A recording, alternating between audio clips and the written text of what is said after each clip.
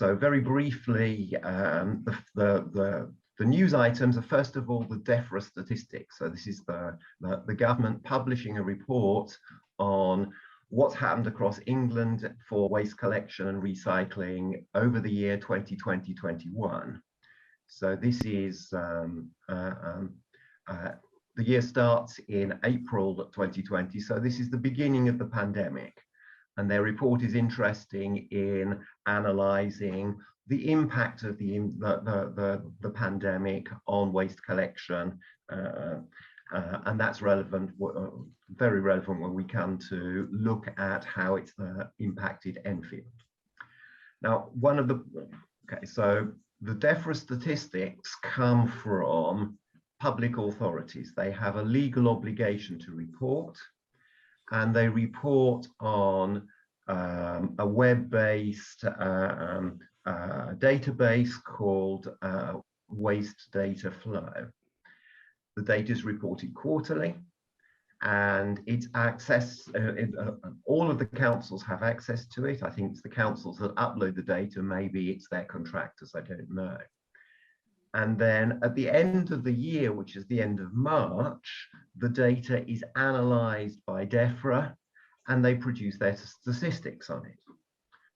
But until they've published their report, the data is not publicly available.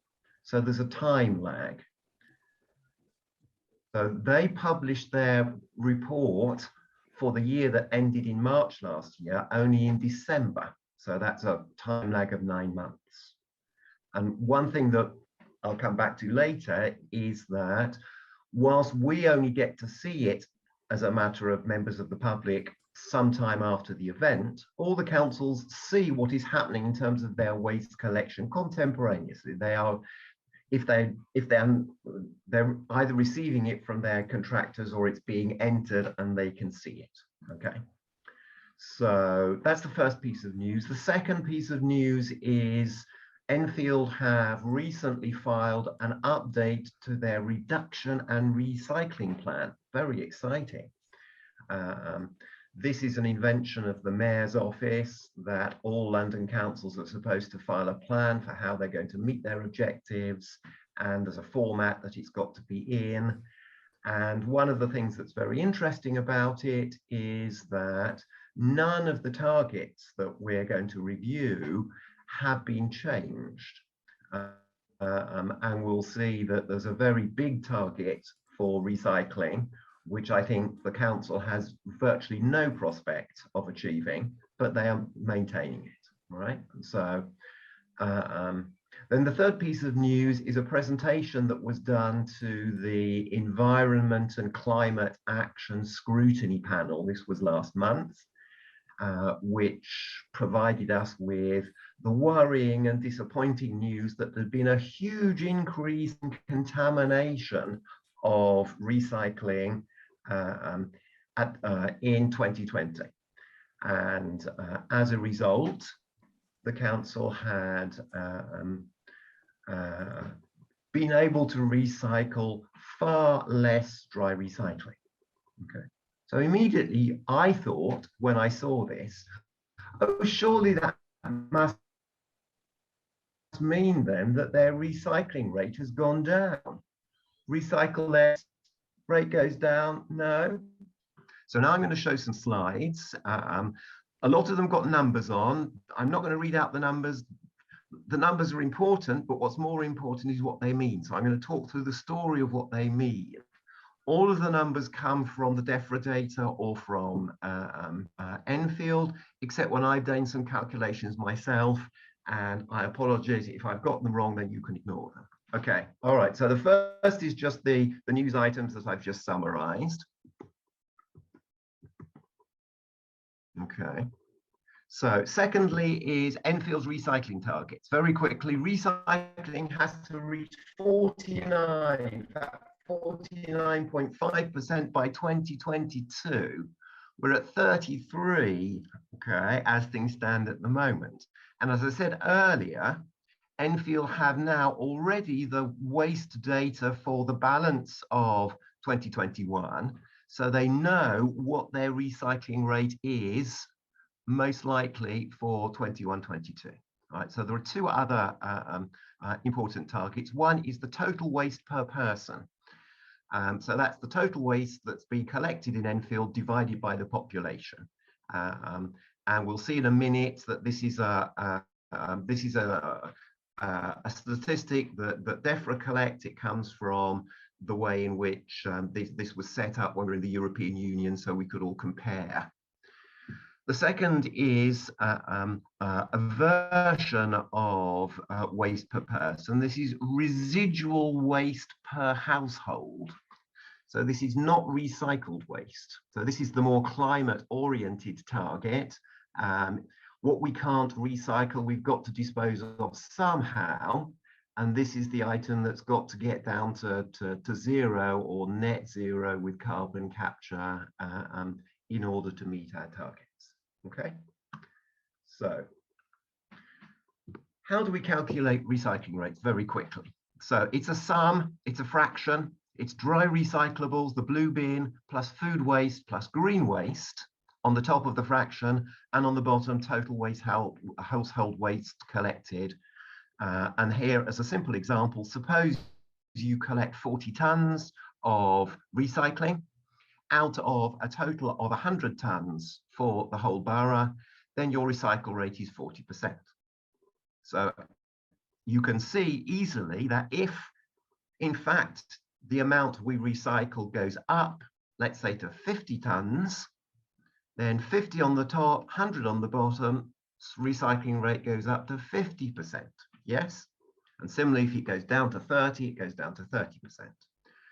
Looking at it from the point of view of the amount collected, if we collect the same amount of recycled material, but we have a lot more waste in the borough, let's say 120 tons, then 4 over 12 is a third, so the recycling rate becomes 33%. So if we recycle, if we collect the same and there's more waste, the rate goes down. But the other way around, if we collect less waste, let's say 80 tons collected, then 40 out of 80 is a half, so that's 50%. So then the rate goes up. Okay. So that, in a nutshell, is the calculation we're looking at. So, as far as England is concerned, this is the points coming from DEFRA. During this year, there was more waste. So we think that that's what we expect. We're working from home, we're locked down, we're certainly eating a bit more, drinking a bit more, buying more stuff online maybe, all right? So the way it's expressed in kilograms per head is easier to understand. So it's so we've gone up from 392 to 399 kilograms. Now, if you think about it in terms of your own waste, this is equivalent to 1 extra empty wine bottle, your blue bin, per month, per person, okay? So it's not a huge amount. I'm not saying how much wine I drank during the first lockdown, but I'm pretty confident that my blue bin did increase in weight, okay? So it just gives you an idea. It increased. This is the average across England. It did increase by not very much. Recycling, though, did decrease. It goes down a bit. Key point here, it goes down a bit, not for the dry recycling, virtually no change in dry recycling. It goes down in green waste. It's the garden stuff and that's mostly missing. And what DEFRA says is, looking at the data, what you see is, for the first quarter, that's the first lockdown, that's April, May, June of 2020, there's a lot of disruption of waste services across the country. So waste not getting collected, so it goes right down.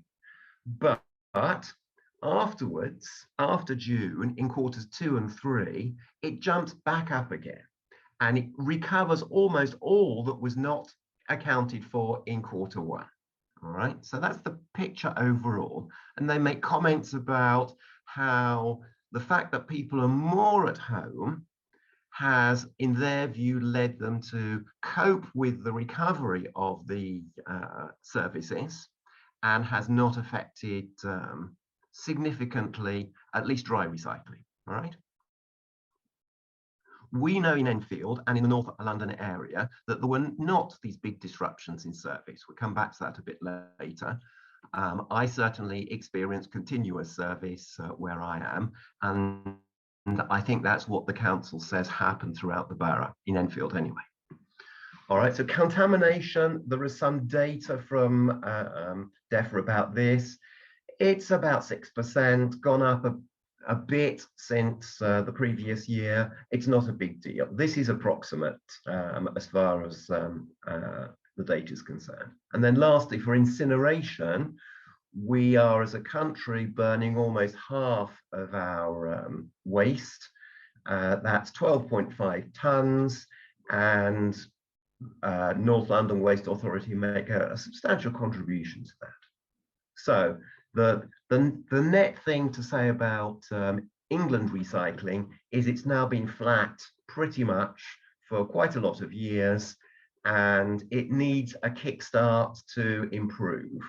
And for that, we're waiting for these new initiatives from the government, like the deposit return scheme, producers' extended responsibility for bearing the costs of product packaging waste, and the council tax and the plastic tax. Okay. So next, very shortly on North London, their recycle rate goes down again. Has it ever gone up? I wonder. But interestingly, they make a comment that during the pandemic year, in fact, the amount of dry recycling increases that they've collected. And they say, well, this is because people are more at home, and so they're paying more attention. All right. They say their rate is contamination is 15%. And they explain very clearly that contamination is the amount of dry recycling that is rejected by the machine that sorts it, plus the amount of loads that get rejected before they get put into the machine. And this is because of a visual inspection. So there was a presentation from North London to the Enfield over 50s yesterday, and they talked a bit about this process. So what they said was that there's a visual inspection by experts. And if they decide on visual inspection that 15% or more in the lorry or from the lorry load is contaminated, it is rejected and goes to the incinerator. Okay. So they're effectively saying, well, it could be there's 85% in there that could be recycled, but it's still all going to the incinerator. So I asked a question about, was that reliable? And they come back and say, oh, well, yes, there is another process when it's baled up, they test it with some infrared light or something. But I wasn't aware that waste for incineration was baled up. I find that difficult to believe. Anyway, so North London incinerated 544,000 tonnes of waste during this year. Let's remember that the incinerator in Edmonton is supposed to have a capacity only of 500,000. So it looks like they're incinerating considerably above capacity. And so that puts them second in England for incineration. Only Greater Manchester is ahead of them. And as we know, with the new incinerator, they'll be going for the gold medal position. Okay, and so then we heard in one of the council presentations, it said that waste incineration accounts for very little by way of carbon emissions. But based on data from the Environment Agency, incinerating 544 million kilograms of waste produces close to 1 million tons of emissions. Okay, Mount Etna in a quiet year produces about 1 million tons of emissions down there in Edmonton. All right, so Enfield is what we want to talk about. Sorry, there's numbers on this. The first big point that I want to make here, very important, is the waste for this year, the first pandemic year that they're collecting, goes down. It goes down by 14,000 tons. That's 14 million kilograms. That's quite a lot. That's not a few vans of fly tipping. And in terms of bottles of wine, it means 7 bottles less per person per month. All right. So not sure I could stand that, but so the point is it's a lot. Enfield's target was 322 kilograms, and they're down to 309. So they've met their target. They've gone past it by a long way. Not only that, they get onto the notable authorities list in the DEFRA statistics. Okay, congratulations. Feels like it should be party time. Okay. Tim, you've got 5 minutes to go, and then 5 minutes. Yes, okay. Questions. I'm very close to the end, Francis. Okay. So so this is to me a puzzle. Why is it that there is a big reduction in waste collecting? Was there a disruption of service? Okay, apparently not. Looking at the data, they've got pretty much the same amounts, similar amounts as they should have for each quarter, but they're just down a lot. Okay. It's not what happened across England. It's not what happened to our neighbours. So I had a look at the waste in Barnet, Waltham Forest, Haringey, all significant increases. All right. So how is this possible? All right. Let's just concentrate on that for a moment.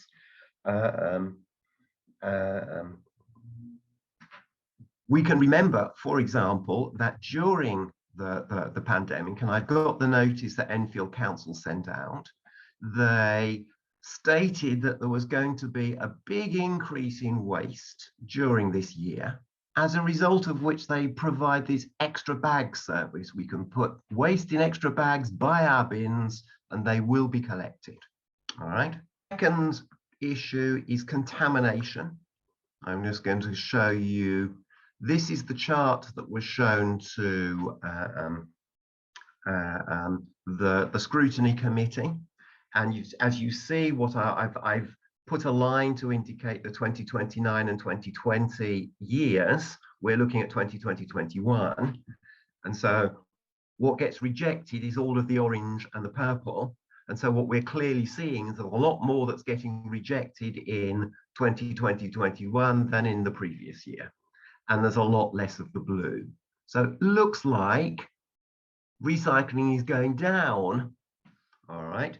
So how come then we have maintained the recycling rate at 33%? Well, the reason, of course, is it's because of the reduction in the amount collected. As the sum I showed you earlier, if you have the same amount on the top of the fraction, but a smaller number underneath, it has the effect of increasing. All right.